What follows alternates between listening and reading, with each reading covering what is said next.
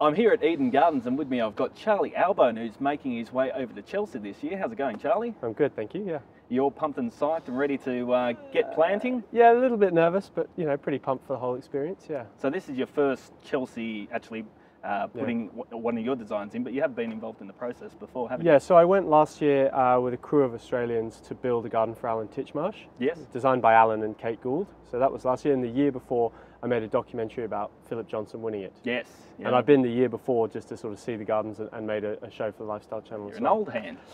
I've had a good look at a few, so yeah. And you've just come back from one of your scouting missions, shopping mission. I basically spent a week going to Europe to find my final plants. Yeah. So I flew into England, went to Belgium, Holland, back to England. It's not a bad shopping trip, you know. Yeah, it's not a bad job. Most people relish just getting down to their local garden, so you get to do it on an international scale. Absolutely, and over there the nurseries run at a completely different level to being here. You know, there was one grower we saw that had 1 million adiantums, all the same, just growing, and that's all they did.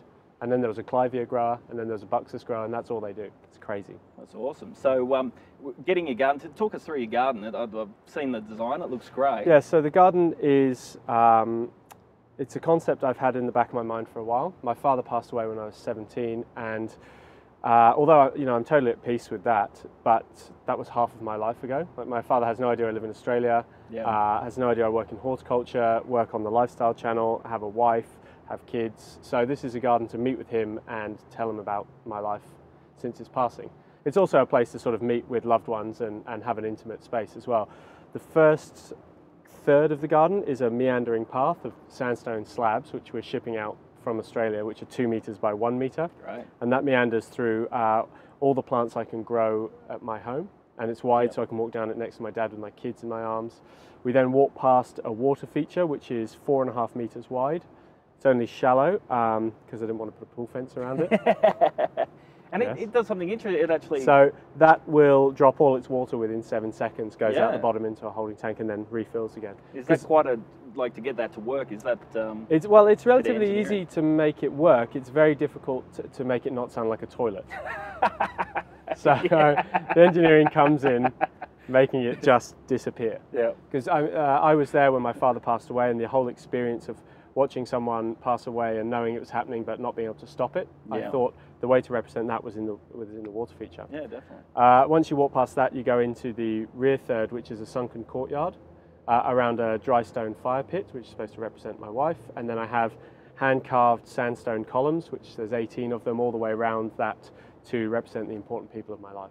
Oh, great. So, are your wife happy being a fire pit? Is that contentious? She says, "Why am I a fire pit?" I'm like, you can read it each way, you know. It's strong and it's beautiful, and she's like, "You said that was beautiful." I'm like, "Winning." Yeah. So when do you head over and start building? I head over on the 20th. I've got a week of just fixing up some loose ends, and then we start on the 29th. And it's a bit different than previous gardens where we had Australians going over there, tied through Flemings and trail finders, etc. This is a bit different this year. Yeah, absolutely. So Flemings sponsored all the gardens in the past, and the designer was just selected just to do the design.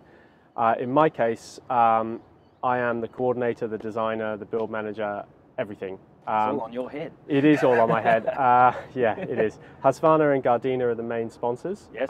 You know, it's very difficult to think of companies that would want to support this. So I thought Husqvarna and Gardena are both premium brands, which is perfect to fit with Chelsea, and they're both innovators. So why not go to them? Definitely. And they jumped on board, which was great.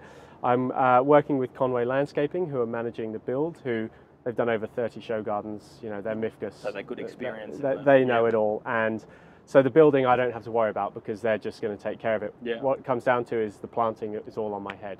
Yeah. And you actually had, I think, part of your team's made up with someone from, was it Albone? Yes, we ran a student design competition. Yes.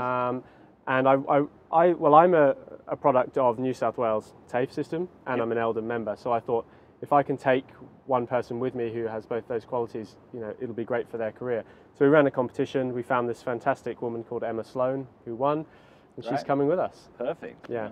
What a great opportunity. Well, good luck with it all. Can't wait to see it all come to fruition for you over there, and we'll be wishing you good luck. Fingers crossed for the gold medal, hey? Fingers crossed, everyone.